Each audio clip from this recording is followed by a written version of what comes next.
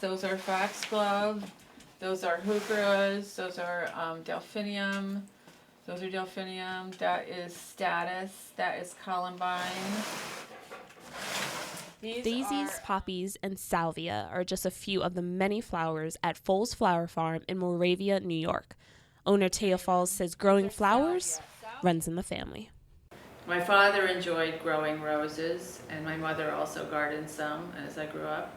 The idea of running a flower farm was far from Thea's mind. It wasn't until her father-in-law broke his hip that her and her husband Hal decided to move into a one-level house that would later become the home of Folls Flowers. The very last house on the day when we were so frustrated was this place. It had been vacant for 3 years, and it's just perfect. Silver as they get older. The idea of a flower farm began with a Christmas gift. My girlfriend Gina came and helped me clean the barn before we moved in. And that Christmas she gave me the book, The Flower Farmer by Len Basinski. Soon after, Thea, with the help of her daughter, started growing flowers and selling them. The mother-daughter duo started small and eventually expanded. So we started off with about a third the size of what the garden is now out front. The mother-daughter duo eventually expanded to 7 markets a week until Folls Flower Farm began wedding arrangements. As more rows of flowers filled the front yard, Thea took to organic practices. I'm pretty much organic, so it's like I use seaweed and I use fish fertilizer.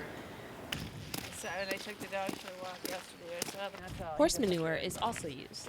Thea's 2 horses, Star and Lucy, provide more than enough fertilizer for the entire farm.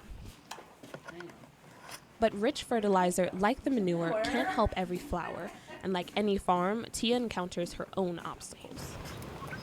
And you have lily ponds in here when it's not. There are some lilies over there, but it's been hard to get them established because the fish like to mess with them. So they tear up their roots, and so they don't really. Running a sustainable farm has its obstacles, like finding ways to reduce waste. For Thea, compost piles are a must. We have a big pile out back that's a compost pile for just flowers and stems and woodies. Not only does Thea compost, but she reduces waste in her flower arranging process and delivery.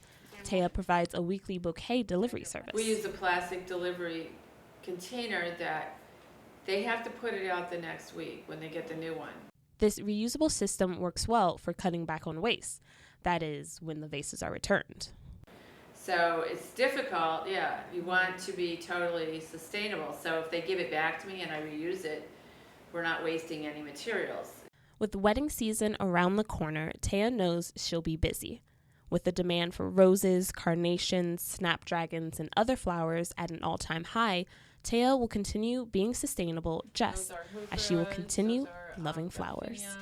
Turquoise Jackson, NCC News.